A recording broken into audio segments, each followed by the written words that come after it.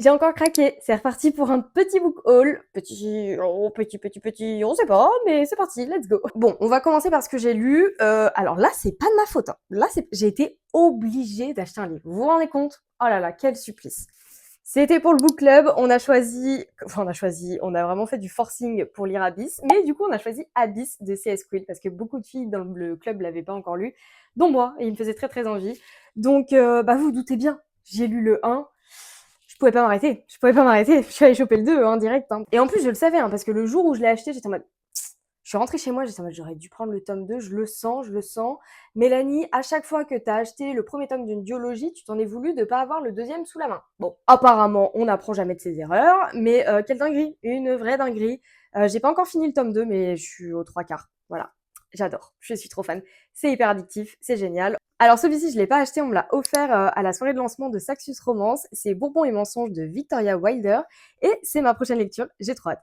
Vous connaissez mon amour pour l'ambiance western, les cowboys, tout ça, grrr, j'adore. Donc, lui et moi, je pense que ça va matcher, j'ai trop hâte. Of course, j'étais obligée, il est sorti, voilà. Il a juste eu le malheur de sortir en librairie et je suis passée devant non, en vrai, je suis pas passée devant. Je suis allée à la librairie exprès pour l'acheter. Et d'ailleurs, j'ai fait une première librairie où il y était pas. Je ne repars pas sans mon dû. J'ai fait une deuxième librairie et je suis repartie avec Dark Majesty de Delinda Dane, une des sagas trilogies qui a quand même marqué mon année. J'ai adoré. Je regrette qu'il n'y ait que 3 tomes, mais voilà, j'avais trop hâte de découvrir l'histoire d'Ismaël. C'est mal à beauté. Waouh. J'ai trop hâte. J'ai reçu de la part des éditions Les Estales, La Menteuse de Sophie Stava, qui me faisait très envie. Il était dans ma wishlist, donc quand j'ai reçu le petit mail, j'étais en mode... Il me faisait très envie parce que Vivi, waouh, elle l'a trop bien vendu en fait. Genre j'étais en mode, vas-y, dis-moi plus. Je l'ai pas lu encore, j'ai trop hâte. Pareil, il va aller dans ma pile à lire de décembre, celui-ci. On est sur un thriller, un peu domestique, je pense, un peu à la femme de ménage. En tout cas, c'est comme ça que ça m'avait été à peu près vendu. Donc forcément, moi je suis preneuse. Hein. Et pour terminer ce book haul, j'ai acheté Un faux départ de Elsie Silver. C'est le dernier tome de la saga des ranchs de Ruby Creek.